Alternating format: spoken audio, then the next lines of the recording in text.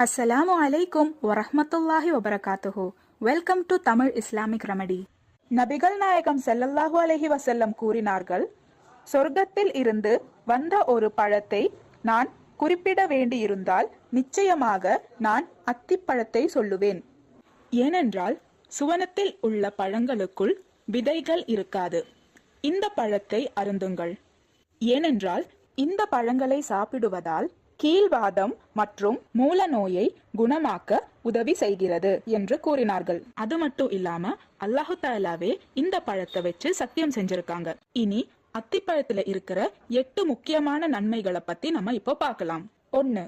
முடிக்கு நல்ல growth கிடைக்கும். அத்திப்பழத்தை தினமும் சாப்பிடுறவங்களுக்கு முடி உதிர்தல் கம்மியா இருக்கும். 2. அத்திப்பழத்தை சாப்பிடுறது மூலமா ஒல்லியா இருக்கிறவங்க குண்டாகலாம். 3.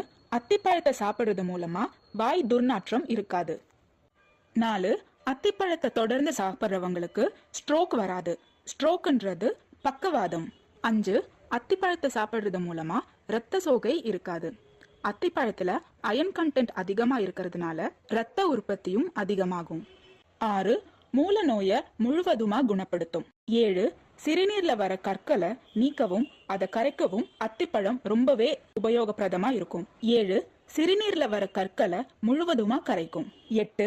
நம்மளோட 2 கிட்னிகளையும் சுத்தப்படுத்துறதுக்கு ரொம்பவே உபயோகமா இருக்கும். இனி அத்திப்பழத்தை முறையா சாப்பிட வேண்டிய வழிமுறைய பத்தி நான் சொல்லித்தரேன். நம்ம தூங்க போறதுக்கு முன்னாடி 2 அத்திப்பழத்தை 1 கிளாஸ் தண்ணியில போட்டு ஊற வச்சிருங்க.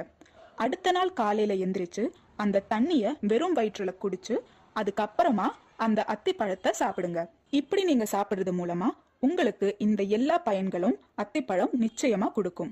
அல்லாஹ் அதனோட நன்மைகளை நமக்கு கொடுத்து நமக்கு ஆயுசையும் ஆரோக்கியத்தையும் அதிகமாக்குவானாக. இன்ஷா அல்லாஹ். ஆமீன்.